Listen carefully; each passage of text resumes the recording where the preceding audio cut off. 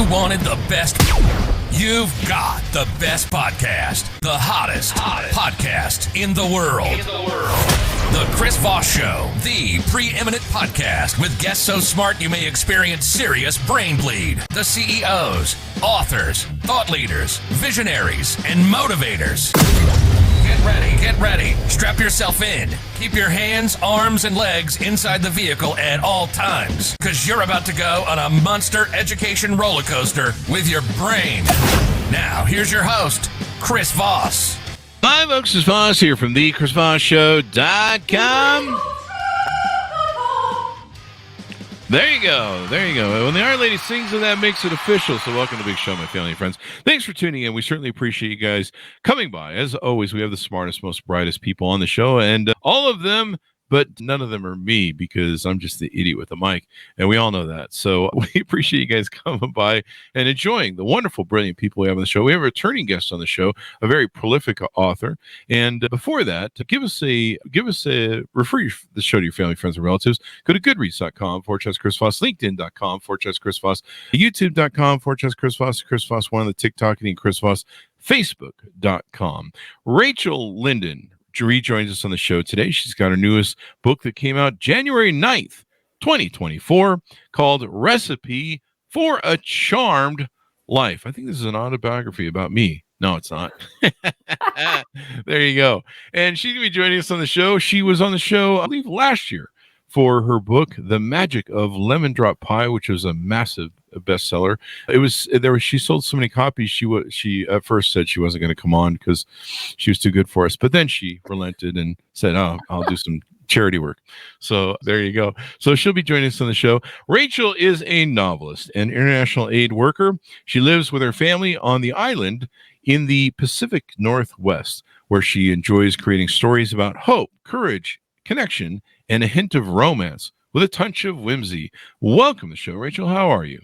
Oh, Chris, it's good to be back with you. Thank you so much for having me. I'm doing great.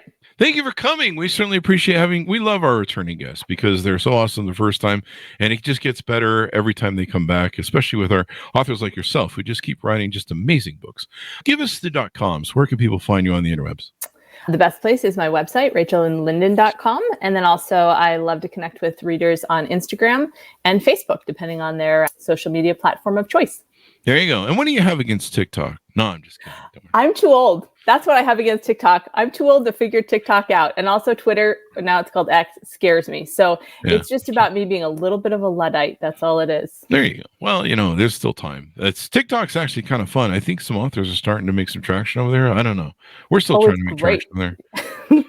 Yeah, they're starting to get old people on there, which means it's got a very limited time of being cool. They'll probably invent something else soon. So. Old people like you and me, Chris. Is that what you're saying? Well, at least me. You look very young, so I'm going to let you. I'll just take the hit on that one. Okay. So, give us a 30,000 overview. New book, Recipe for a Charmed Life. Mm-hmm. So this is a book about an American chef in Paris who in one night loses her sous chef position, her cheating French boyfriend, and her sense of taste. She wakes up the next day and all she can taste is bitter. And she gets a surprise invitation from her estranged mother to come to San Juan Island, to the little town of Friday Harbor. So she goes to San Juan Island to reconnect her with her mom, who left when she was 5, and to try to regain her spark in the kitchen. So it's full of food, travel, second chances at love, delicious recipes. Julia Child makes an appearance, a little bit of romance, mother-daughter relationship story, all the good stuff. There you go. Mother and daughter relationship stories. Those are always good, especially when they get along. I love my mom. So there you go. But yeah, it sounds like she gets whammed there with everything all at once. Lose your sous chef job and the cheating boyfriend. Oh, no one likes that. She shuts him in a refrigerator. Oh, she does. Yeah, she's kind of, I liked the main character. She's really fiery. She's got red hair and kind of a temper to match. She finds him cheating with the pastry chef and she shuts him in the refrigerator. There you go. Hey, let me check with the attorneys real quick. Hey, can we allot that in the show? Is that cool? Don't do that, ladies and gentlemen. It's fiction. It's a wonderful fiction book. Don't shut people really in a refrigerator. Yeah, don't really do that. It's as revenge. But it works great for novels and books. So is that now you've written several books. Is there carryover in the characters, or each of these a standalone character and new sort of book and plot? No carryover, just carryover in themes. There's always going to be food, there's going to be travel, there's going to be romance, there's going to be family complexity, and there will be magical realism and a hopeful, happy ending, but all new characters every time. So there fun. you go. Now, is the slamming people in refrigerators, is that going to be a new carryover, or is that just a one-off? Maybe. It's kind of fun. I really enjoyed doing it. I mean, one of the fun things about being an author is you vicariously get to do stuff you're not allowed to do in real life. So sure. Did you test this in real life? You know, because authors do have to do a lot of research. I did a lot of research for this one. I did not actually shut anyone into a refrigerator, but I did spend a lot of time walking through Paris, eating macarons, and then eating oysters. And now I could basically be an oyster farmer because I did a lot of research about oyster farming. So I have had a lot of authors on the show that are like, I always try and figure out when I want to go on vacation, and then I tell the book publishing company, yeah, I got to go there and do some research. Wink, wink, and then so it's all research, and then the bills come, and they're like, what is all this research? Eh? Yeah, I know it's the best way to do research. I'm doing research for my next book in Italy in April. There you go. Yeah, and your last book was August 22, I think, when you came on the show. How often are you putting out books now? Is there consistent speed to it? It'll be about once a year from here on out.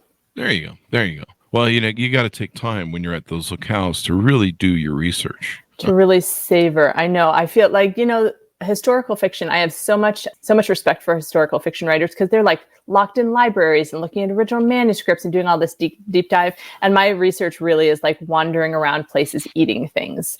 So I do that at In-N-Out Burger. I do that at In-N-Out Burger on the weekends. I still haven't wrote the book, but yeah. What are you researching there, Chris? 4x4, four patties, 4 cheese, different ways of alternating the secret menu to try and get the best flavor out of them. I'm gonna be honest, that's a thin plot. I mean, it is right now. I mean, it's actually, when it comes to plot, I'm not very thin from it. So there's that. Oh, wow. So give us a little bit of history on you. How did you grow up, and what made you want to become a writer, and when did you start writing? I grew up in Ohio and Virginia in a family that grew a lot of their own food and didn't have a television. So I grew up with books as my doorway to the world. So I was a prolific reader and then started writing when I was 6. I wrote my first book, which was called Beans, like the vegetable with an exclamation point. And I bound it in Cheerios boxes, cereal boxes. Yeah, this sounds better than my In-N-Out Burger book. No, I mean, beans is not like the most scintillating topic ever, but my mom saved it. She's like, when you're famous, this is going to be worth so much money. So she's got it in a Ziploc baggie in their house. And she's just waiting for the day where I make it big enough that this book is going to be worth something. She's going to put on Sotheby's or one of those auction sites for $10 million. Then she's just going to use it for extortion money. Could be. Always that. Yeah. Either way. Yeah. There you go. Maybe there's a future in publishing this Beans. I don't think anyone's used that title yet, have they? Maybe they have. Yeah, there are reasons that book has not been written, Chris, by anyone other than me. I mean, plus you got to get the endorsement from Cheerios and whatever else was in it. Right. Maybe the Bean Lobby. So how did you come to write your first book, and what was it? Other than Beans, you mean? Yeah. I'm sorry. Like the first big book where the publisher was like, "Yeah, we'll let you write something that doesn't involve something made of food." Yeah, exactly. Okay. Well, they're all made of food. Actually, that's the part. I know. It's kind of a theme, isn't it? I see where it started now. Yeah, I did not intend. I grew up in an Italian family though too, so everything revolves around the kitchen. And I did not intend to start writing foodie fiction, but I just kept putting food in, kind of accidentally. And about 2 books in, my editor was like, "Hey, I'm so hungry reading your books that I have to just keep this whole stockpile of snacks, like a drawer of snacks. So you just need to lean into this and make it a feature." So I was like, great. And Bob's your uncle there. That's what we did. There you go. And in the back of how many of your books, is there a recipe for something tasty? We just started that. So that started with started with Magic of Lemon Drop Pie and now Recipe for a Charmed Life. So Magic of Lemon Drop Pie had a pie recipe for lemon drop pie. Charmed Life has 2 recipes for a couple of French things that appear in the book that are yummy. So I mean, these are double bonus books. Not only do you get a great book, you get some great recipes, and then you can feed yourself later. It's like 2 books in one. It's like a regular size novel, and then the shortest cookbook in history. stuck in the back. There you go. But it's like a 2-for-1, folks. Yeah, It's 2-for-1. And then plus, you can eat pie, which, there's nothing better than pie. I'm getting hungry just having you on the show again. Darn it. Right? Yeah, people have been actually for this one, they've been putting how trigger warnings, like people online, they'll do the book review and they put trigger warnings. They're putting trigger warnings for hunger on this one. They're like, okay, trigger warning, you're going to be so hungry, make sure you have food to eat. So I may have overdone it. Like there may be a tipping point where now people are like getting too hungry because now it's a trigger warning. Yeah, if we have an explicit show where somebody swears too much on the show, we have to mark that on Apple. So this might be like a warning, intense hunger triggering.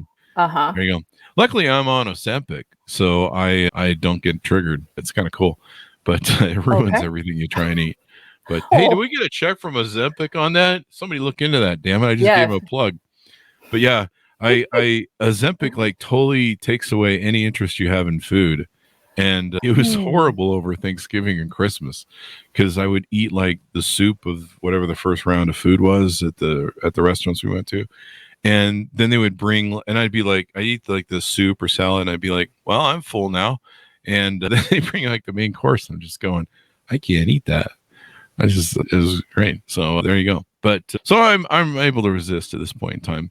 So what are some of the central themes? I mean, she goes from in your book, she goes from Paris to an island in Seattle. That's got to be quite the different culture shock.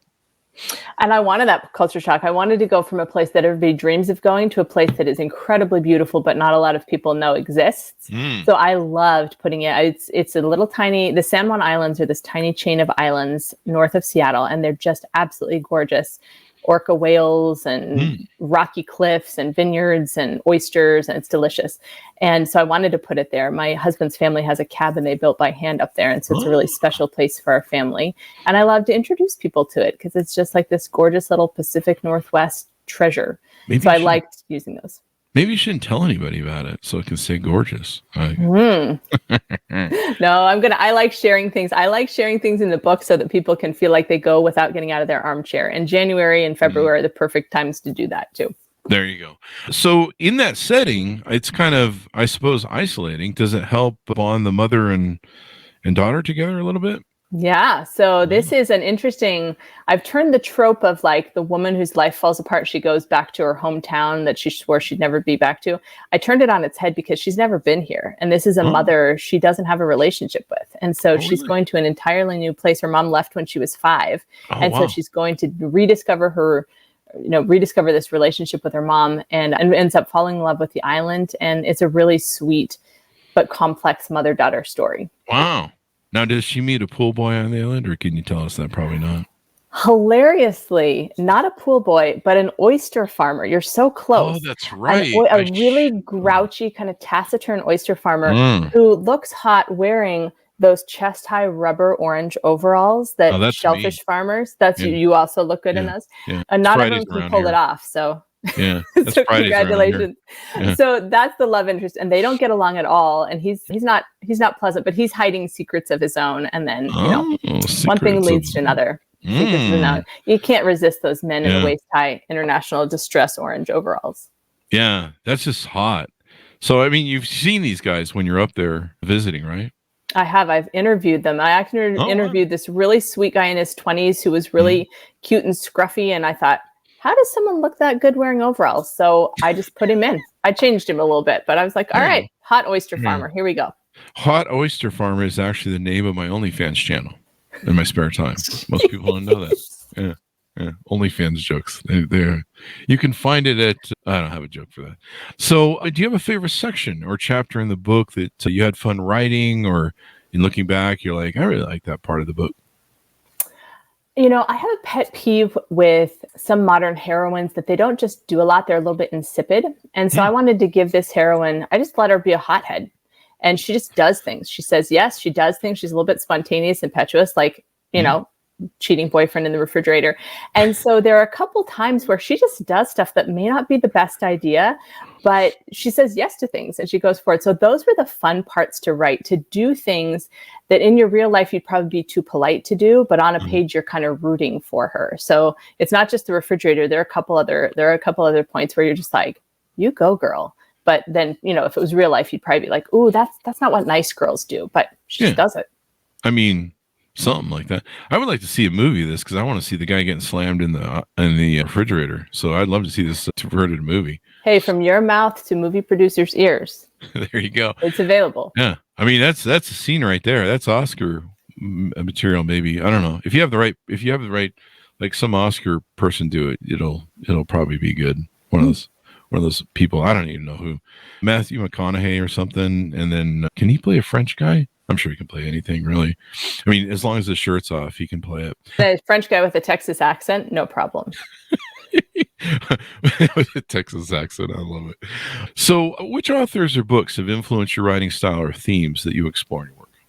Oh, I really love Kristen Hanna. She's actually on the next island north of me, and I have loved her forever before she did historical. So I love her. And then Catherine Center is another one I just adore. And so there are quite a number. Debbie Maycomer's on another island north of me. There are just islands everywhere in the Pacific Northwest. Just like throw a rock in any direction, you hit an island with a best-selling author on it somewhere. Really? Yeah. I need to get in on this gig. You got to get on this. I think it's because we have clouds 9 months a year and people are just like, no, I think I'll just stay in and look out the window and write a book. Wow. And the beautiful vistas of the ocean and stuff. Mm-hmm. Now, were they best-selling authors before they moved there or after they moved there? Because this might help me in my next book. That's true. Is it the location? Like, do they choose the location or does the location make them famous? Yeah, maybe. I don't know. I need area. to do some further research on this. About that area. Yeah, that's like a real selling point for the islands out here. I'm trying to think if we've had any of them on the show. I don't think we have. Move here, become a best-selling author. Yeah, well, I'll just tour around with a little microphone and we'll do the podcast with everybody up there as we go. That might work really well too. So what advice would you give to aspiring writers who want to pen their own novels? I think that you have to write a really good story. Mm-hmm. You have to know your brand. And it is incredibly helpful to have relational connections, true, warm relational connections in this business. And it's weird because writing is essentially sitting alone in a room in your pajamas, making stuff up for months at a time. But a lot of it comes down to making sure that you have really good connections with other authors, with publishers, with agents, because that's really how everything gets done. Oh, yeah. And then throw someone in a refrigerator every now and then. Yeah. For good measure. Well, that happens during the part where I'm sitting alone in a room in my pajamas making things up. There you go. I should write my pajamas more often. I normally just sit in the beanbag with a bag of Cheetos naked and write, but I like the pajamas thing better. We have chilly weather up here, so it's not, it's not as, I don't know where you are, but it's not as conducive to like naked writing. Plus that Cheeto dust gets everywhere in the beanbag, so I don't really want to talk about that. What is your writing process like for this book? Did you change anything? Did you use any different, like, do you write like an hour a day or a certain time of day, et cetera, et cetera? That would be nice. No, I have young kids, and I actually wrote this book while my husband last year had 3 major surgeries, culminating in a knee replacement, and also he doesn't have an appendix now. Now, was that from you slamming him in the refrigerator? No, yes, exactly. That was all from that. So this writing process was like, I mean, it would be lovely if I had like all these hours and I had these things. No, it was like, get the kids to school, put his knee on ice, try to write a couple pages, feed him soup, get the kids. So it was more like panic and stress for this one, honestly. Was it the kind of panic where it's like, we've got a deadline here, people? Come on, creativity now. Or else. Yeah, I don't. So, I mean, the book turned out well, but I don't recommend last year for like the epitome of creative output. I'll put it that way. There you go. I've thought about when I want to write, I just put a gun to my head and say, look, write something or the guy gets it. There is something interesting that writers do a lot where they do writing sprints. It's it's like a couple steps down in hazardousness from your method, but you just set the timer for 15 minutes and you see how many words you can get out. Whoa. And it's interesting because you feel this sense of urgency, like, oh, I'm racing against myself. And it's this little bite-sized piece of time. And they'll do it for sometimes like they'll do 5 or 6 writing sprints, then they'll take a break. But you can get a lot written in those 15-minute chunks. But does it all make sense when you're done? Yeah, it's actually I mean, it's still like I just run my wrist over the keyboard over and over again. Just be like, look how many words I got. Yeah. Yeah, it's sort of surprising when you kind of get out of your own way and don't micromanage it. the word count goes up pretty quickly, and they're not all bad words. Some of them are good words. I'll have to suggest that to my writing accountability group. We got a writing accountability group, and they're taking off, and I'm just sitting here going, I don't know, I got nothing. The only thing I would write probably at that sort of speed is all work and no play makes Jack a dull boy, and then I just write over like Jack Nicholson in The Shining, which I did reach at a certain point on my other book. I reached a point where I felt like just writing that endlessly, like I was going to lose my mind. But then all the authors like, hey, this is when you're about to break through, and I'm like, you're insane. So I don't know. That's what it does. There's such high highs and such low lows in the writing life. There's always this point where you think, I have written the great American novel. And then there's a point that usually follows not too much further along when you're like, I have spent 8 months writing absolute garbage, like 90,000 words of complete garbage. I need a different career. And those coexist. And the reality is probably somewhere in the middle. Like, it's not the great American novel. It's not garbage. It's like, you wrote a pretty good book. Yeah. But people seem to like your work and everything else. And you kind of reached that phase. I reached that point where I think it was close to the end. I'm like, no one's going to freaking read this damn thing. Like, this thing's stupid. No one's going to read my book. And then I was like, you know what? I wrote my story, and mine's nonfiction. And so I was like, I wrote all my stupid stories I've been telling people for a million years in this book, and I just don't care. Like, I don't, fuck it. It's there for now and forever, and no one reads it. I don't care. I did it. And so I just kind of gave up right at the end. That's so sad. There is. Well, that was before launch day. It was like a day or two before launch day, and I was just like, Chris, I just don't care. This is a known thing. I was at lunch with Debbie Maycomer and Marie Bostwick, and who else? Oh, was it somebody else? Anyway, like 3 super best-selling New York Times bestselling authors, and we were talking about a book coming out, and so one of them was like, "Oh man, it's going to be a failure. It's going to be a failure." And everybody started laughing, and they were like, this is just something that happens before the book comes out. There's this week or two where you're convinced it's already out and it's failed, but nobody's seen it yet. And so you just fell prey to that. That's a totally normal thing. It happens to authors. That just means you're an author. That's all it means. Means you're an author. There you go. When you look for inspiration for something, when you're being in that creative process and stuff, is there any place you go to or people you think about? We've had authors on the show that sometimes they write for, like, maybe someone who's in prison who was inspired by the books. Someone had told me when I was going through that crisis that there's like, Chris, there's somebody out there who needs your book. And you're writing for them. You don't know who they are, and you may never know, but they need your book, and they need that book right now. Is there somebody that you write for, or something you use for inspiration? Do you go out on your deck maybe and look at the ocean, or you just sit there with your pajamas and bang away? I get a lot of emails from people, and a few stand out. There was a woman who wrote and said that she was disabled. She was in a wheelchair, and that she had really been struggling, feeling like she had nothing good to give to the world. And she said, after I read your book, this was my third novel, The Enlightenment of Bees, it reminded me that everybody has something good to give the world. And so it's encouraged me that I have something good, and it's encouraged me to go figure out what that good thing is, despite my disability and despite this change in my life. And I think about her, another woman who told me that her mother had been killed in a hit and run accident a year before. And she was reading The Magic of Lemon Drop Pie, and she's like, I feel like my mom sent me this book to help me grieve and help me process it. So I write for people like them who want a story that is light and hope-filled, but also has a little nugget that they can put in their pocket and take away that somehow influences their lives. There you go. I love that. This is the juiciness of telling stories, is the reward you get from improving people's lives, touching people's lives, motivating them. And then of course, the trolls can attack you on Amazon as well. So that's always fun. What sort of feedback have you gotten so far on the book by chance? Oh, people are loving it, especially because it's January. It's a good time for a book that takes you away to exotic locales to come out. And people are just saying, like, it's a warm hug of a story. It's making me hungry. It's making me love these, themes of reconciliation and forgiveness. But I want to go back and talk, you were saying like the trolls on Amazon. Here's the thing. You cannot write a book that everyone is going to love. And so I just told you like these 2 heartwarming messages I got. Honest to goodness, on one of my books on Goodreads, there are 2 reviews next to each other. One says, This book by Rachel Linden changed the course of my career. I made decisions in my business that changed how I do business because she encouraged me to be true to myself and to really reach my potential. Okay. Wow. So that's one. Awesome, right? The next one says, and I am quoting this, poop on a page, cannot recommend.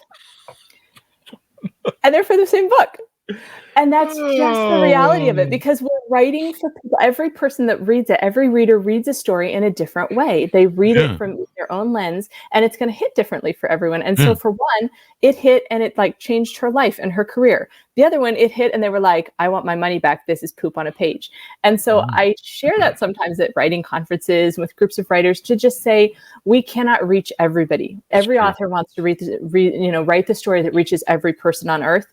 They're like, what? We're 7 billion, 8 billion people. We can't do it. Yeah. You want to do your best, and it's going to reach some people. And then there will be another book that reaches the other people. Yeah. And I find a lot of people that troll stuff, and we find this on YouTube and stuff, because we've been on there for 15 years. A lot of people that troll it, they never really give it the full go. They'll watch a minute of a video that we do, or, read a couple pages and then they'll crap on it. And it's kind of funny. I was joking about this on Facebook the other day, because on YouTube we'll get these people that go, this interview is trash, and they'll either trash me or they'll trash the guest. And I know the good guests, and I'll sit there and be like, no, that was a really good interview. They were funny and they had a lot of energy, that show. What the hell are you talking about? And I'm like, well, maybe they know something about interviewing people, and they're a prolific interviewer, and they're the Johnny Carson, or they're the, of interviewing. And I can learn something from them, from whatever I failed them on. And then I go to their YouTube channel, and there's no videos at all. Right. And I'm like, well, how do you even know what a good interview is, buddy? Why don't you do some interviews? Let's see how you do there, crackpot, bud. Stay off the meth pipe there, bud. Yeah, so screw the trolls. But people love it. It's got a 4.0 rating on Goodreads, 246 ratings, 70 ratings, 4.2 so far. So you're killing it. And I'm sure people are still reading the book to... You know those stats better than I do. Good job. I'm just going to call you. I was reading them. They're on the just screen. Simply a matter of reading. Congratulations. Yeah. Well, I did flunk second grade as a callback joke on the show, so it's a miracle I can pull that one off. But actually, someone's feeding me audio in my ear. But no, they're not. Any further things or you want to tease out on the book before we go? Well, something I think we didn't cover is that we were talking about big themes, that one of the big themes is about forgiveness of self. How do we forgive ourselves when we mess up and hurt people we love? And then how do we forgive people we love when they mess up and really hurt us? And we slam them in the fridge. Yeah. Well, that one actually, there's a full circle moment to that one that's interesting about taking accountability and not being a pushover. Because there is this delicate place where you don't want to be a pushover and take responsibility to things that aren't yours, but you got to own your own junk. And so this is a story about a woman learning how to forgive and own her own junk. There you go. Own your own junk, people. Maybe you should put that as a coffee mug in the back. You can put that in a coffee. Own your own junk. My problem is I own too much junk. I need to become a minimalist and throw a lot of it away. But it's the new year. It's the perfect time for that, Chris. That's true. What's the old line from Fight Club? The things you own end up owning you. Which describes my last 10 marriages. Anyway, I don't know what that means. Thank you, Rachel, for coming on the show. Give us your final pitch out for people to order up your book wherever fine books are sold. Yeah. Oh, what do you mean by pitch? Just tell them to pick up the book wherever fine books are sold. Here, I'll do it for you. No, here you go. If you like stories that are sweet, whimsical, have a touch of magical realism, have food, travel, second chances at love, have hot oyster farmers in chest-high rubber overalls, have complex mother-daughter stories, and take place in exotic places like Paris and small, charming islands in the Pacific Northwest, pick this up. There are recipes in the back, and you'll enjoy a delicious treat of a story. There you go. Do it or else. Man, you did that way better than I would have, Rachel. Thank you. Thank you for coming on the show. We really appreciate it. Thank you so much, Chris. It's always a pleasure. Always a pleasure to have you on, and fun as well. Folks, order the book wherever fine books are sold. Recipe for a Charmed Life. January 9th, 2024 just came out by Rachel Linden. Check out our previous show with her for her other book, The Magic of Lemon Drop Pie. We had a lot of fun on that show. I remember talking about the pie recipe, and I love lemon pie. Oh, oof. Wow. Okay, it's time to go eat, and we'll take a break. So thanks for tuning in, everyone. Go to goodreads.com/Chris Voss, LinkedIn.com/Chris Voss, Chris Voss, one on the tickety-tockety, and Chris Voss, Facebook.com. Thanks for tuning in. Be good to each other. Stay safe, and we'll see you guys next time.